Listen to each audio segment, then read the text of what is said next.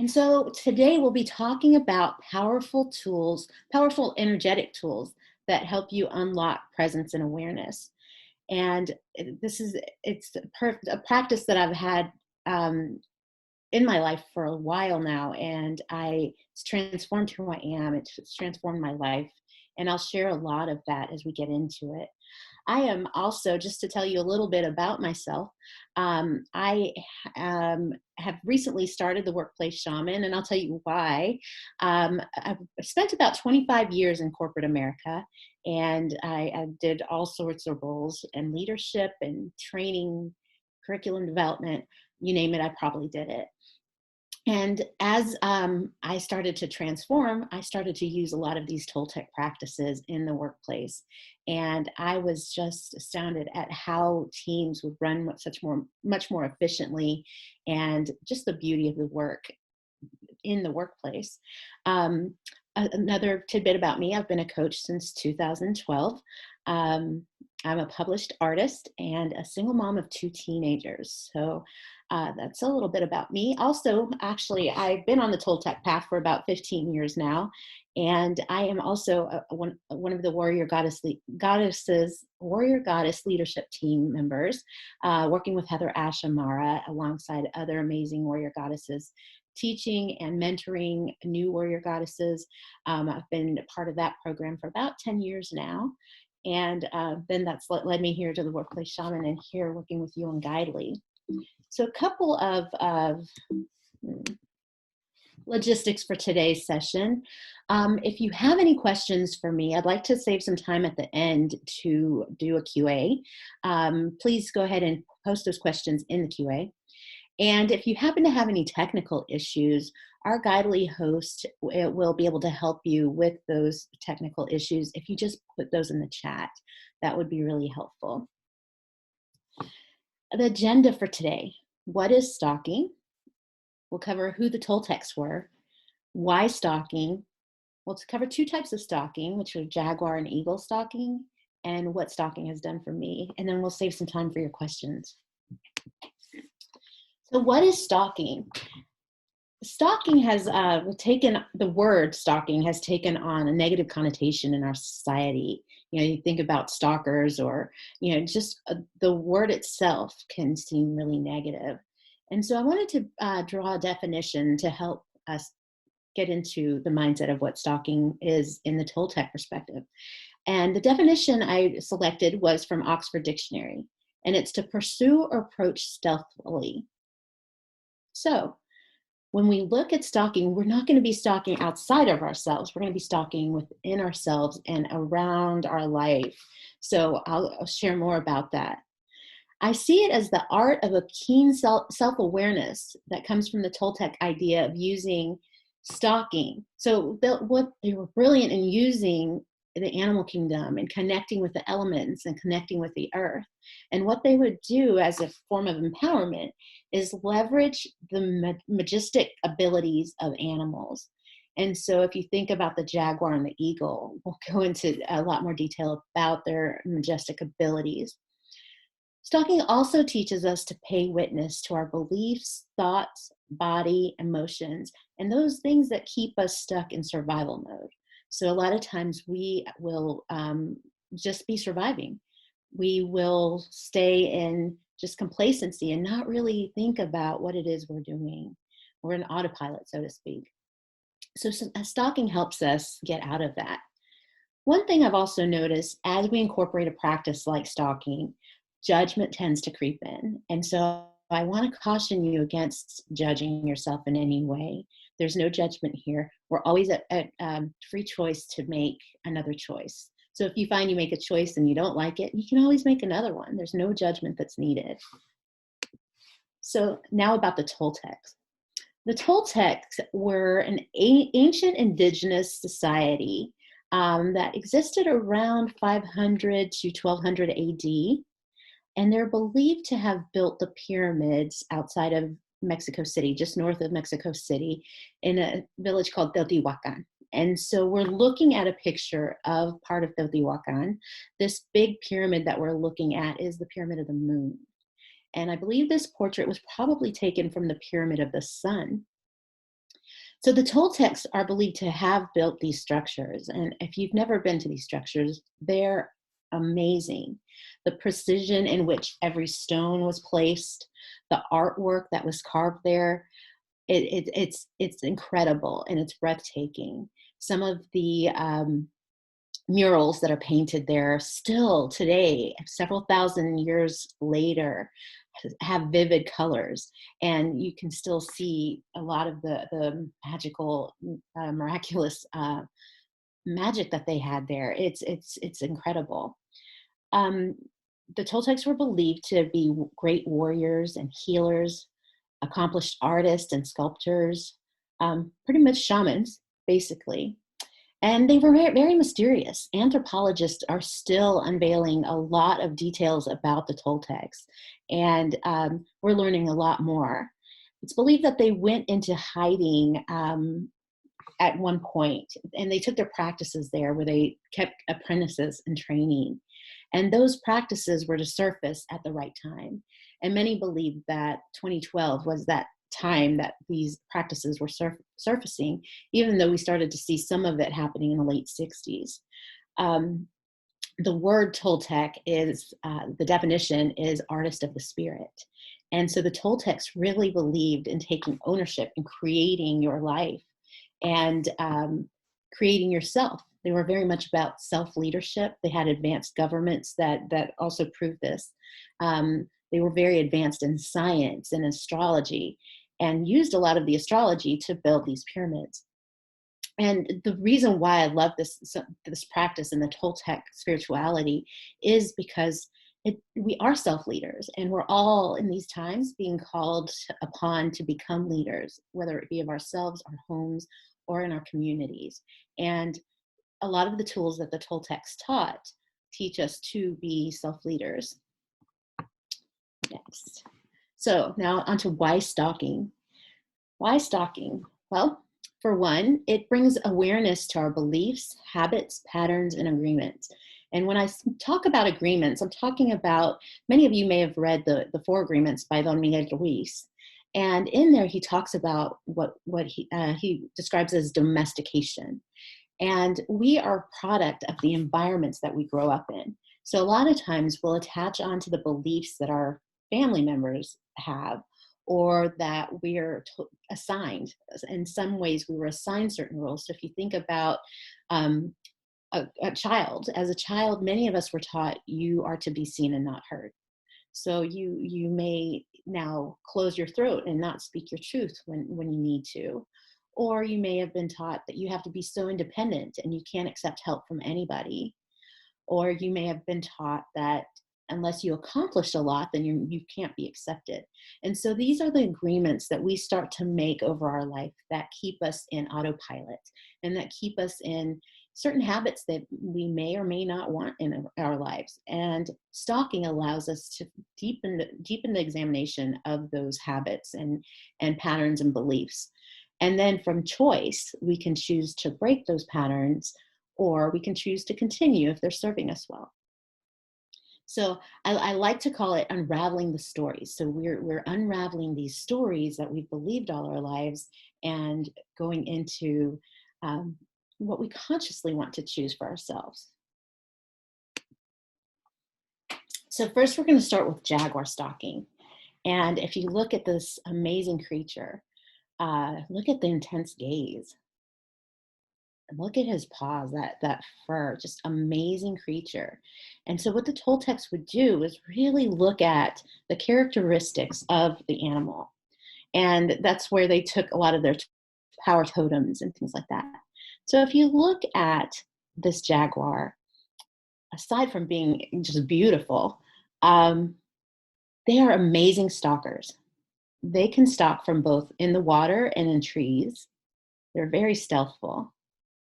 Their vision is amazing. So they can see 6 times better than a human being at night. So their vision is impeccable. They're super precise in their hunting. Very rarely will a jaguar miss. And one of the most interesting things that I find about the jaguar is that their fellow cats will attack their prey by the neck. And the jaguar doesn't do that. The jaguar goes straight for the cranium. So he'll crush through the skull and straight into the brain. And what's so incredible about this is the shamans believe that this is really symbolic of the detrimental effects of the mind. So many of us live in our mind, and that's where our stories take over. And have you heard that a lot of us worry about, a lot of what we worry about 99% of it doesn't happen. So we're just crafty at making up these stories that don't happen, and our minds get in the way of what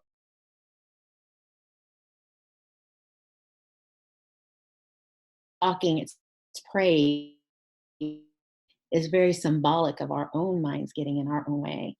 And so when we look at jaguar stalking, what does that look like? So we're really stalking our mind, body, and emotion. And I like to describe it as sometimes we have these buttons that people like to press, or so we think, but these buttons really are our own. And so it's important to examine our own belief system. And it's always easy to place blame outside of ourselves, but stalking takes responsibility just a little bit deeper. So, right now, what I'd like for you to do is just close your eyes if that's comfortable to you and take a deep breath. And we're going to engage our imagination here and imagine what it's like to embody that jaguar. And when you embody that jaguar, you're going to have that super keen vision that's 6 times better than your own right now. You're going to have the ability to just jump into the mind and not so much attack it, but I guess it could be an attack, but just looking at your mind to say, what is it I'm thinking? And witnessing those thoughts. And as you imagine being a jaguar, it's so super aware of its surroundings, and you become aware of yourself within. Just imagine doing that, kind of igniting your jaguar sense. Then you might think about, when would I stalk? It may not be easy to stalk at the very beginning when you're in the middle of anger, because it takes practice. I can tell you for myself, I'm a super fiery person. I'm a firewalk instructor, and fire is my element. I love fire. But when fire is not contained, you can spew a lot of things the wrong way. If you think about uncontrolled forest fires, our friends in California sending you a lot of prayer, they can be damaging. And so for me, learning to control my fire was really important, because I could, in a reckless way, spew out of my anger. And so learning to feel my anger arise and being with it before I allowed it to go anywhere outside of myself was really important. So for me, stalking was one of the best times that I learned to stalk, is, oh, what am I feeling here? And sometimes it takes going back after the fact and reassessing what just unfolded here.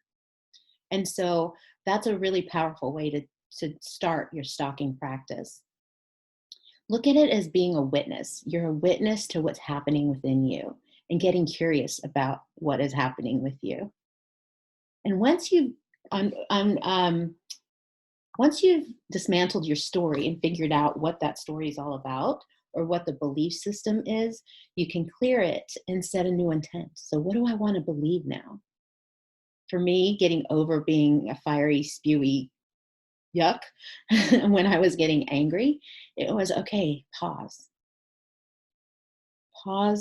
and assess. Is this really worth all the energy that I'm putting towards it? And what's a better way to articulate it? And so that's how I would set a new intent. And is it easy? By no means. It's not easy. It does take practice, practice, practice. And then again, more practice. It's a lot like taking a shower. You don't just take one and you're done for the rest of your life. You have to do it on a frequent basis. So be gentle with yourself when you start a practice like this. And also, don't go into judgment. A lot of times we'll go into judgment. Oh, I should have stalked that. No, we're human. We just make a new choice. We take what we've learned, the information we've gathered, and then make a new choice. Next, We've got the eagle stalking, and this majestic creature is amazing. If you just looking at it, it's beautiful. A few things about the eagle. The eagle's wingspan can be up to 8.5 feet wide, which, I mean, just flying above 8.5 feet wide. It's incredible. Its eyesight is also super, super sharp.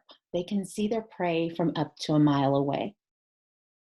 They also swoop down at the speed of 150 to 200 miles per hour to swoop its prey and just take it away. And it also travels up to 500 miles per day. So, can you imagine doing a stalking from a mile above? So, that's really getting out of the forest so that you can see the forest and not be stuck in the trees. So, that's how I like to describe it. With the eagle stalking, it's really an extended practice of jaguar stalking. And excuse me, and it's really a mile high life review. So going over your life and looking at the patterns and the significance of the different areas in your life that keep repeating themselves. Oh, I find myself encountering this type of person again. What is it in me that keeps triggering and generating this experience over and over again? And how do I shift it, especially if it's not something that's comfortable for you and that you want to evolve in your life?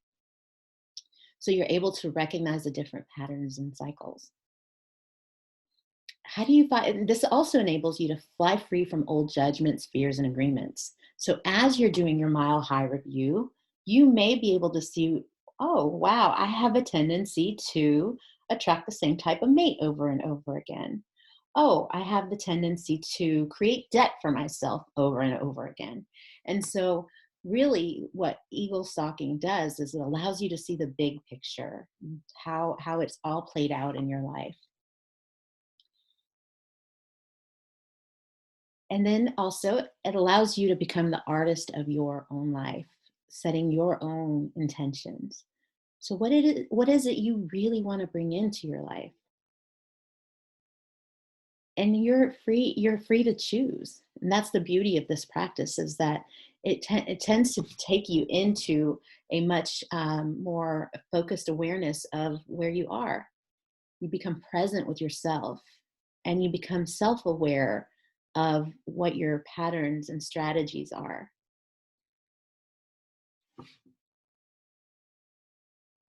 So, what has this practice done for me?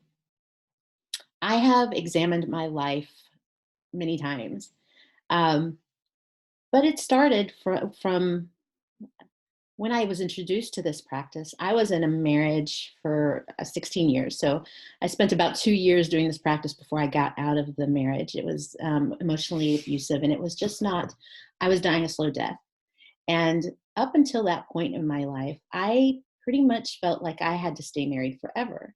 That was what I was taught. That was what I was witnessing around me, even though around me there were a lot of miserable marriages, including my parents, aunts, other individuals, grandparents, and a lot of hurting that was happening. And in some way, I believed that my agreement at that time was that I had to stay in a marriage like that forever. And as I started to set new intentions, I started to realize that was not what I wanted for my life. And so I began to give myself permission to make different choices, which was really where my power started to come in. So I decided not to stay in that marriage. And did a lot of people get upset with me? Yes, they did. And another thing I've learned about living the life that you really want to live is that some people won't be happy with you because you're not living for them. But it's super important to live for you. And as I incorporated these practices, I started to see other areas of my life that I wanted to explore. One was art. I had never really explored art until I had an accident where I almost lost my right hand, my dominant hand. And the doctor said, you'll be lucky if you get 100%, 65% of your use back. And I was like, watch me. So I incorporated art as my own therapy. And 3 years ago, 2, 3 years ago, I published my first adult coloring book, Unchaining Picasso. And so as I've continuously gone in and untangled all of these stories and all of these agreements that I had made, I've opened the doorway to new paths that have surfaced for me. Um, let's see what else. And so that's made my life a lot more exciting, a lot more fun. Um, Other things that I've come to, oh, and the belief of art, that art was not meaningful in life, was eradicated, because now art really is my life. I love art. I embrace art. I share art with my daughters. I encourage their art, and encourage other artists to really live out that dream. And I have a deeper appreciation for it as well. I also deepened my relationship to myself. What I can remember is that there was a once upon a time before I started the art of stalking that I just pretty much took whatever I was fed, so to speak. Um, I didn't question any beliefs. I didn't question, why things were the way they were. I just went with it. And there's no drier desert than to just go with something when you don't even know yourself and what you stand for.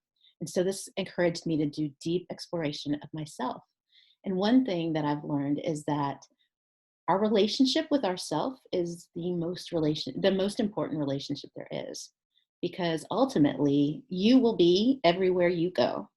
And when I realized this about myself, I looked in the mirror and I said, hey, we will be everywhere we will go. And so I needed to learn more about myself and really get a deep connection within myself, to myself. What this also opened up to more authenticity. I could be more real with people around me because I knew who I was. I knew what I was standing for, and I knew what was important to me. Not that I disregarded anybody else, because they too have a relationship with themselves and have values and beliefs that are important to them. And when we both show up in authenticity, we can really come from a heart centered space where connection really happens. Which leads me to the next place. It helped me gain better control of my responses and reactions, self discipline. This is really important. Not always will we agree with everyone around us. So, having self control and self discipline to understand they are having their belief in their moment, and I am entitled to mine too. All of a sudden, we no longer have a need to control anything outside of ourselves. We realize that the only thing that we can control is right in here. And so examining and doing the stalking practice will bring me back to presence and awareness of what I'm able to control, which is this right here and nothing outside of it. Which leads me into my parenting. As parents, we want to control and we want to make our kids do what they want to do. And so if any of you have teenagers or a 2-year-old, you realize that's not possible all the time.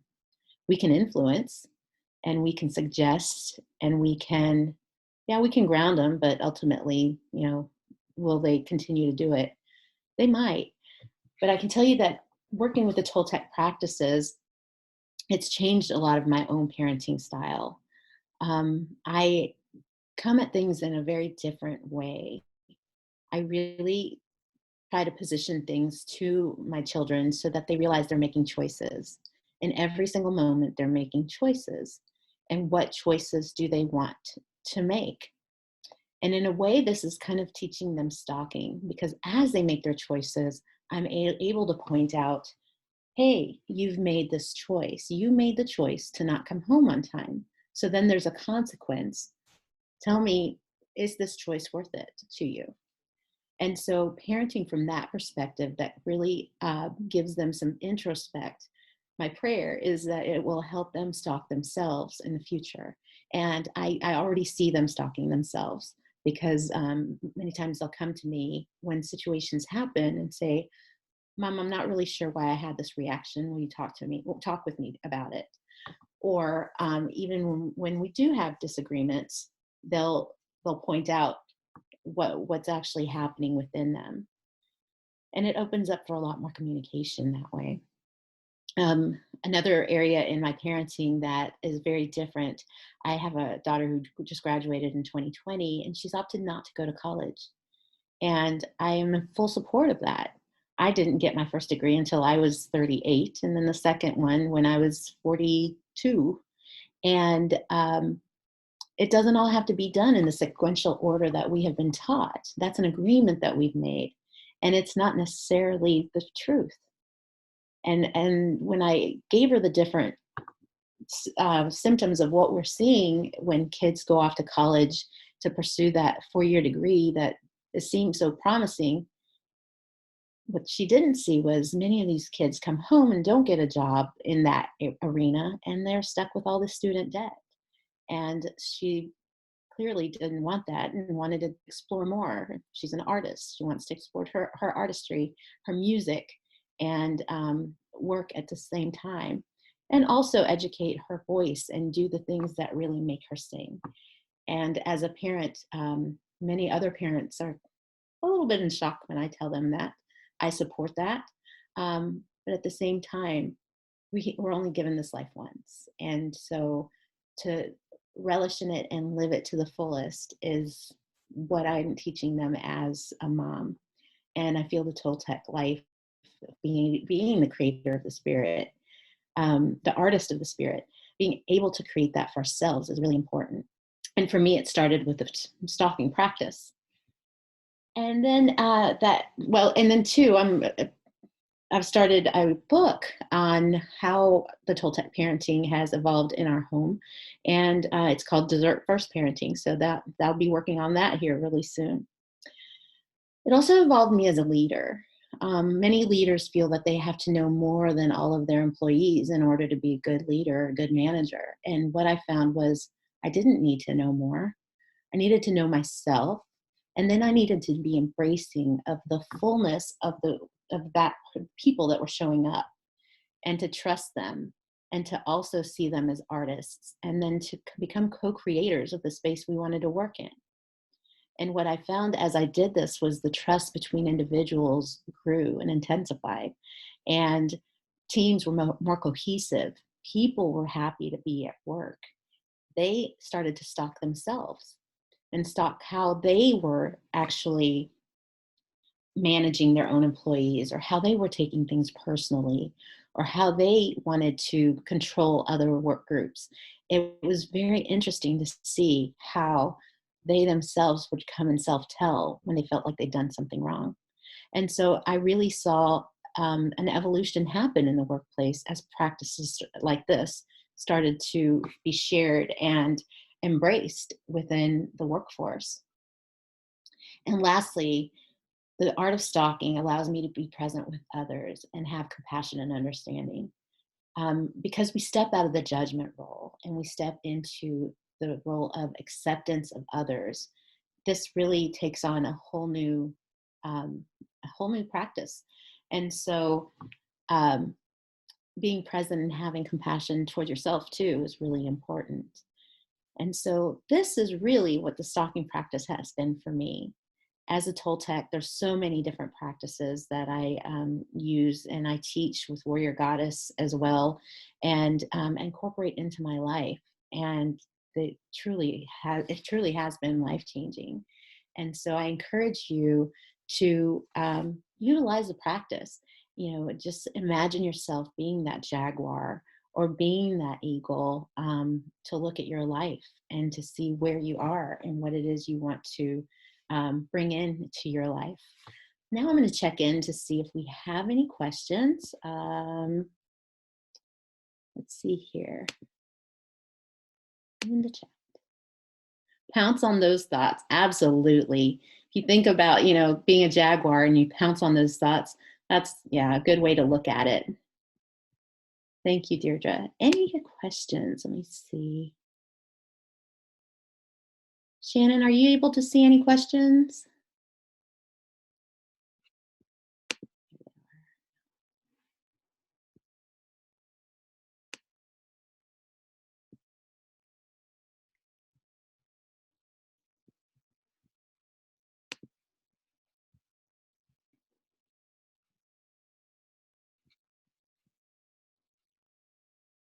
Any comments?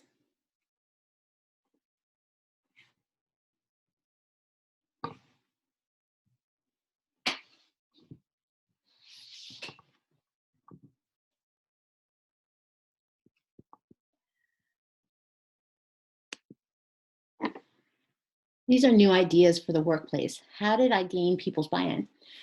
Um, Great question, Deirdre. So the way I got people's buy-in, and let me back up just a little bit. It was an evolution. It was time. Took time.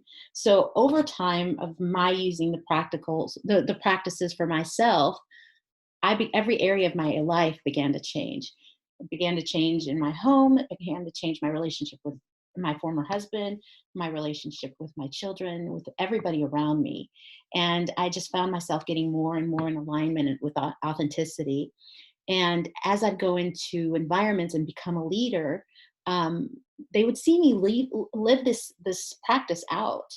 And a lot of times they'd get curious about it. What is it about you? What is that practice that you're doing, that you do? You talk about it sometimes. Because I would be very open and authentic about my own stalking myself. And I might not have used that terminology, but I would say, okay, as we're having this meeting and preparing for a meeting, say to go with another work group where we're trying to become allies, I'm feeling a sense of entitlement, or I'm feeling a sense of victimization. And when I would share this, they would feel a lot more open to being able to ask questions about it. And so I would introduce practices like anyone who ever reported to me read the four agreements with me. And so this opened a space for us to become a lot more present with each other and build trust and containers where we could really come and have vulnerable conversations. And once they were engaged in that with me, they became really, really interested and started to the practices started to unfold themselves. There was not a whole lot to have to gain and buy in. Thank you for the question, Deirdre. Maureen, these are new ideas for the workplace. How did I gain? Oh, I'm sorry, same question. Are there other animals in addition to the jaguar and the eagle? If so, how would they differ? Yes, Maureen, that's a really good question. So in the Toltec lineage, we also use the serpent. And so the serpent is really about working underground, which is where we are when we are in autopilot. The serpent is just slithering around, doing its thing underground. And so the level of awareness doesn't necessarily reach the next level until you get to the jaguar. And then, of course, the eagle. In other lineages of shamanism, they also use the hummingbird and the condor. And so the condor's wingspan is even bigger than the eagle. So also using the stalking wisdom from there. I believe some use the moth, and the moth is really about transformation, just like the butterfly. And so there are many ways to use different animals. And in fact, a lot of shamans, myself included, when I see animals over and over again, I typically believe that they have a message for me. And one of my totems is a lion. And also another one of my totems is a cardinal. And so red cardinal birds are always outside of my house, and I'm crossing in different areas. So I definitely have an affinity to red cardinals. It's a great question. And Maureen, the way they differ is really the characteristics that they have. So when you look at the serpent, it's underground or on the ground. Um, when you look at the jaguar, it's got its keen tendencies. When you look at the eagle, it's also got its own, and it's from the Toltec perspective, they look at it as three worlds: the underground, the middle world, and then the sky. Peter, is it just about imagining the animal, or do you call in their spirit? Peter, I personally call in their spirit. And sometimes I will even go as far as to embody what does it feel like to be a jaguar, and to really, some shamans will use the movement to physically move like a jaguar. Some people will meditate and bring in the energy of the particular animal spirit that they're bringing in. So imagination, it does take imagination initially if you're not used to doing a practice like that. So just engaging your imagination can be helpful. Good question. Thank you. Let's see. Martha, I understand jaguar energy is associated with the direction of the west and eagle with the east. How does that influence stalking? Yes, so energy from the, let's start with the east because the sun comes up in the east. So when you look at the sun rising, um, that's kind of the eagle taking off into the east. And then in the west, that's where the sun sets. So the jaguar is there being grounded, and it actually does a lot of hunting at night. So it's very interesting that it's in the west. Um, and so the west is also associated with, let's see, with water. And so the jaguar also is a great hunter in the water. It'll swoop down and take its fish. And it's very interesting that that has come together. Good question. Is there a spider or web? Yes, there's also spider energy. Thank you, Deirdre. I have had many encounters with spider energy. Spider is really about weaving. And so a lot of times weaving, well, the spider's interesting. If you watch it, the spider will sit and wait, and then it'll do some weaving, and then it'll sit and wait, and then it'll do some weaving. And it's very interesting to watch the spider and its practices and what it does, and how it nests. And but the spider energy is really powerful also, to just sit and wait. um, a lot of times we're weaving in the waiting. And so it teaches us, for me, it's been an excellent teacher to just sit and be and wait for the web to weave itself. So it's very powerful, and the spider's been very interesting in my life. Yes, Peter, you're welcome. Do you think that in addition of imagining an animal taking some herbs will improve the energy that you are looking at? Um, Imagining taking some herbs. So really, any ingesting things. I love essential oils. And so I do utilize essential oils in various healing modalities. So I'm more of a homeopath than wanting to, ingest any other herbs. Now, some lineages do incorporate plant medicine, shamans in Peru, for example. From the Toltec perspective, they believe that we have to stay in our awareness and our presence and be keenly aware of everything that's happening around us. So that's where their presence and awareness comes from, is from being completely grounded. And so personally, do I believe herbs will help looking at it? Not necessarily. I don't think it's necessary. I think that's a matter of preference. So, if you find that that helps you, then I think that by all means you can leverage that. But from the Toltec perspective, they don't leverage any herbs or anything like that. Good questions. Any others?